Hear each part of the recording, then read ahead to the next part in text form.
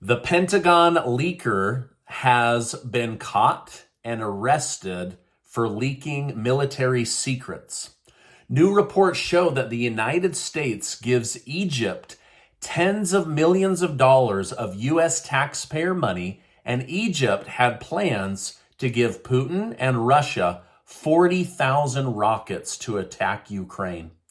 Evidence shows Joe Biden was involved in siccing the FBI and the Department of Justice on Trump's Mar-A-Lago home and yet again lied to the American public. Thank you so much for liking and sharing these videos. It really helps me out, so thank you so much. Also, stick with me to the end where I'll tell you about this month's $10,000 cash giveaway. We're so excited to be able to do this. Republican lawmakers have made their first financial move in weeks to President Biden regarding the annual budget and raising the U.S. debt ceiling. First, they want to raise the debt ceiling over the next 2 months. That way, nobody is worried about, are their checks going to arrive? Are their medical bills going to be paid? Etc., etc. Second, Republicans want major spending cuts across all areas of the federal government. They say the federal government's spending is out of control and their budgets are extremely bloated. Now, both Republicans and Democrats believe this, but so far nobody has done anything about it. Well, now the Republicans that are in the House, they say that they want to put these major cuts in place. They also want to put a 1% increase cap on all federal government budget increases in order to slow the massive amount of money being spent and requested every single year. President Joe Biden has publicly updated America on the recent U.S. intelligence leak, revealing sensitive details about the war in Ukraine, many of which I've been telling you, and the media has been telling you the exact opposite. Now, Biden said this: there is a full-blown investigation going on, as you know, with the intelligence community and the Justice Department, and they're getting close to figuring out all the repercussions of the leak. Now, Biden has been attempting to downplay the significance of the leak by saying he's not concerned, but one new piece of evidence that came out was that the United States gives tens of millions of dollars of your money and my money to Egypt, and that Egypt had plans in place to send 40,000 rockets to Putin and the Russian Federation army so that they could be used to attack Ukraine. So we're literally funding countries that are then giving assault weapons or rockets or drones to our enemy in order to attack them with the money that we're giving to Ukraine. I mean, it's insane that they're just allowing money to leak. It's almost like they're funding both sides of the war.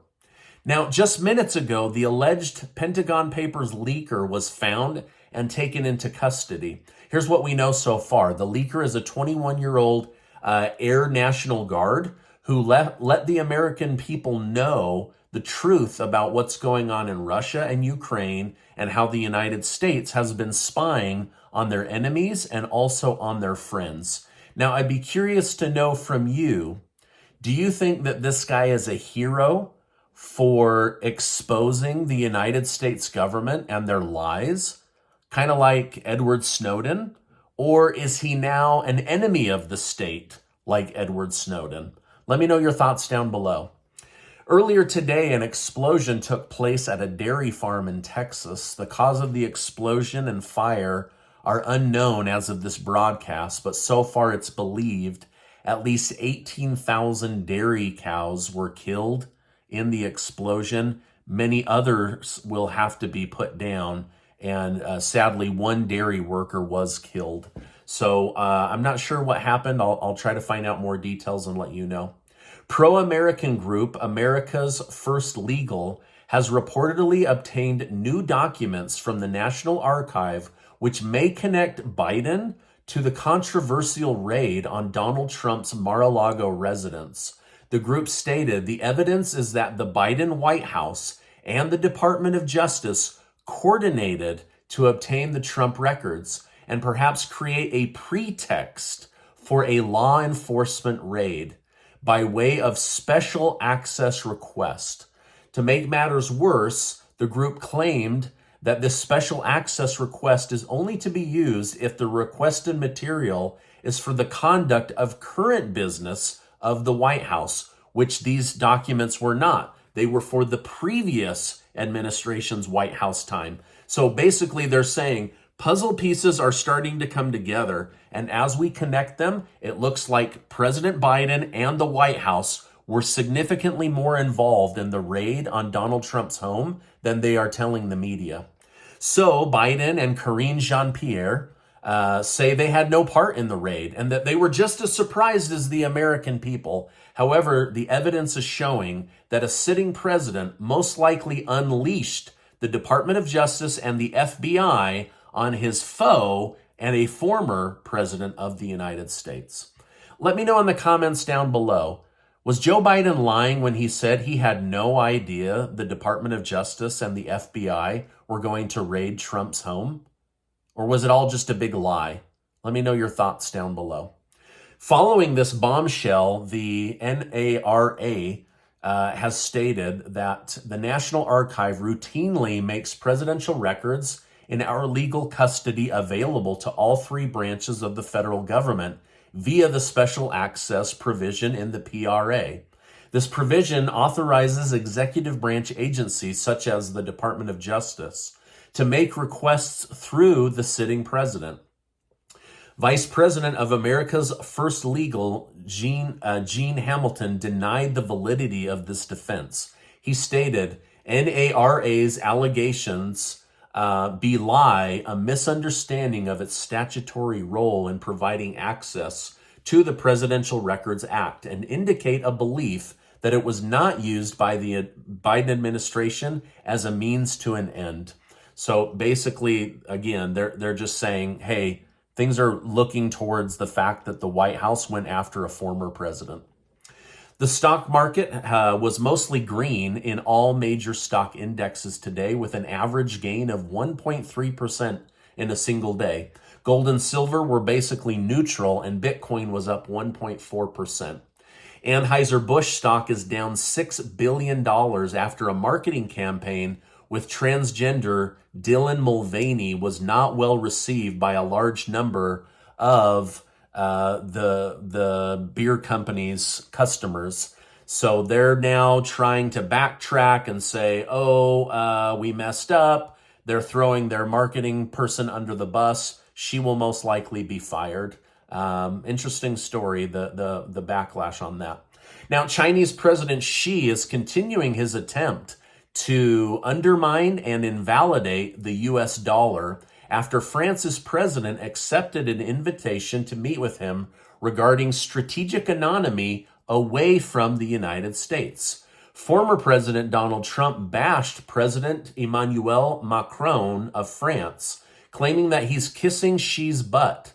Macron responded to Trump's comments by stating, Trump is looking for escalation. On the contrary, we want to avoid provoking. We are all for the status quo, clarity, and respect. Now, in my opinion, it really seems like the world is starting to abandon the United States and the U.S. dollar under the Biden administration's leadership.